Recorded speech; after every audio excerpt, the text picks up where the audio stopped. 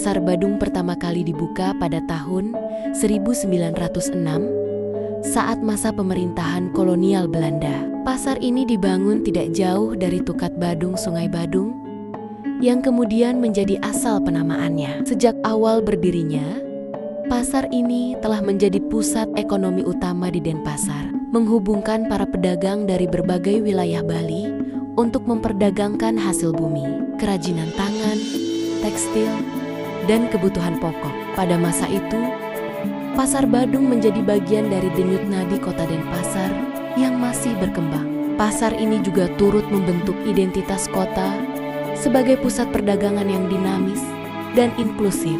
Orang-orang dari berbagai latar belakang budaya dan etnis datang untuk berdagang dan membangun relasi sosial, menjadikan Pasar Badung sebagai cerminan multikulturalisme Bali sejak awal abad ke-20.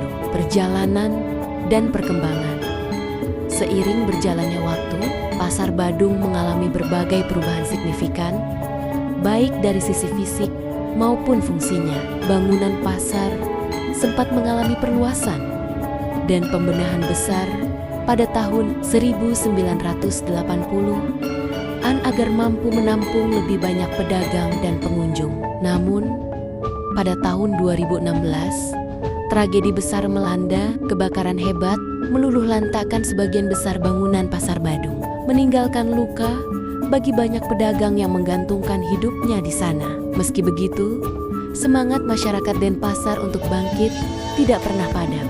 Pemerintah Kota Denpasar kemudian bergerak cepat memulai proses rekonstruksi dan revitalisasi pasar ini. Hingga akhirnya, pada tahun 2019, Pasar Badung kembali diresmikan dengan wajah baru. Kini pasar ini tampil lebih modern, dengan fasilitas 4 lantai, parkir bawah tanah, tangga eskalator, dan sistem kebersihan yang lebih baik. Meskipun tampil lebih modern, Pasar Badung tetap menjaga suasana tradisional dan kearifan lokal Bali, termasuk penggunaan ornamen khas Bali pada arsitekturnya.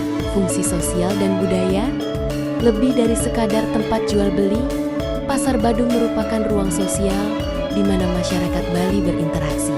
Di dalamnya ada pedagang sayur, buah, daging, bumbu dapur, kain tradisional seperti kain endek, serta berbagai perlengkapan upacara adat Bali, segala kebutuhan untuk kiatnya. Upacara keagamaan Hindu bisa ditemukan di sini.